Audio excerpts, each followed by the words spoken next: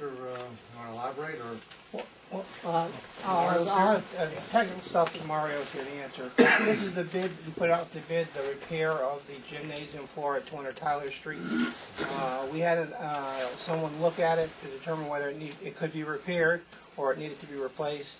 They determined that it was able to be repaired, so we put the specs together and put it out to bid. And this the bid came in at $33,800, and this is a transfer of funds to cover that, already approved by the Board of Finance. It's likely that we'll recoup a good portion of that at this point. May eventually not cost us any funds. Any questions or comments from the public? The reason why we're doing it with a special meeting is because we're holding up Biddy. Biddy's now using alternate facilities in town. They're really not optimum for their needs. They have a tournament coming up sometime in mid-February, and it's possible if we award this tomorrow or if you approve it tonight, we may get the floor essentially done by the time they have their tournament, or very close after they start.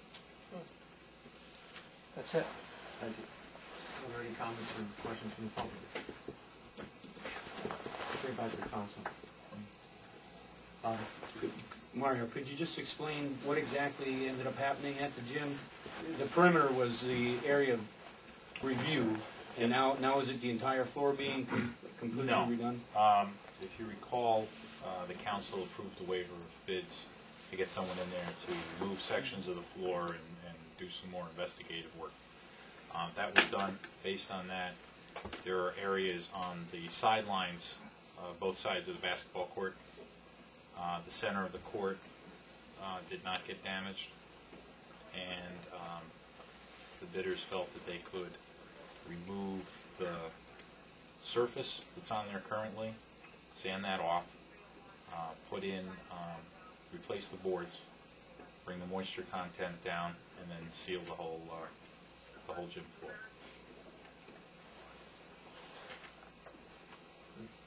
The result will be a floor that looks brand new in its entirety. Any other comments or questions from the council? I'm a little bit foggy about the check that Larry did not want to. I got the impression that there's some problem with the insurance company payment. We have been going back and forth with the insurance company on this since it first occurred,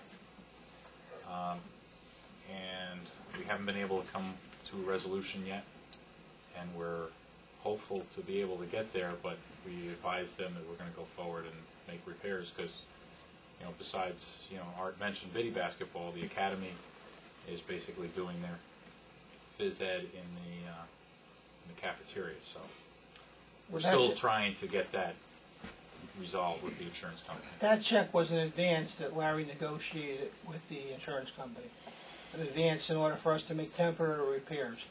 I don't want to go into a lot of detail because it's negotiations and it's a legal issue, but I don't think when the end result is done that we're going to make out bad on the whole situation. When this repair is completed, the floor is sanded, and is that stating, I know it's an old school, but is there any more funds going to have to be allocated to any more remedial work after this is done, or the person that we paid $7,000 to give the evaluation states that if those areas are repaired and the floor will be pretty much basically back to what it was? The floor will be playable and usable. This includes all the work to get the gym back in usable condition. We're requiring a 1-year warranty and bond for the work. If there is going to be any buckling, it will tend to show up in about 6-8 weeks. You sometimes could get some reverse cuffing from the boards that are not replaced, in which case then they'd have to come in, resand, and revarnish. Thank you. Does the floor require, or does the gymnasium require dehumidifying for any length of time as a continuation of this effort to remediate it? Now, the changing of the moisture content of the wood has to happen before you seal it. Once you've sealed the wood, then the moisture that gets trapped below can't escape. that was another reason for getting the waiver of bids and removing as much of the flooring as we have. That was in order to allow just the moisture to evaporate from underneath. Now it seems that the moisture is caught in the top of the boards. Bottom of the boards are in pretty shape as far as the moisture content.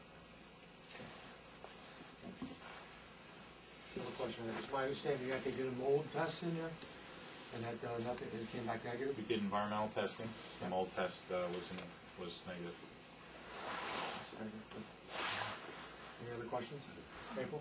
I know that we paid the $7,000, the town paid the $7,000 to have the floor examined, to evaluate it. Is that part of, did any of that go toward this repair, or is that, was it totally two separate companies, or how? Well, it's two separate companies. Okay. We told the council that we would be bidding the floor after we got the waiver. We weren't going to come back for that. I think Art was pretty adamant about that. Wasted funds, it was up to $7,000. We haven't actually gotten the final bill. Okay. But someone would have had to remove the floor anyway Sure. and see what could have been salvaged. So rather than going into it completely blind, if you will, to the bidding process, everyone was able to see what was removed, the condition of the boards that were removed, and the boards that remained, and what the sleeper system was underneath. Okay. We had a mandatory pre-bid that we had 5 companies come to, and we had 3 companies bid. So, It's my, I have to tell you, my opinion is that you made it abundantly clear at the meeting where we waived the bid for the inspection that you did not want to waive the bid for the work. And I think by not waiving the bid, we're paying more for the repair than we would have if we negotiated. But it was the will of the council to put it out to bid, and we did it per the charter.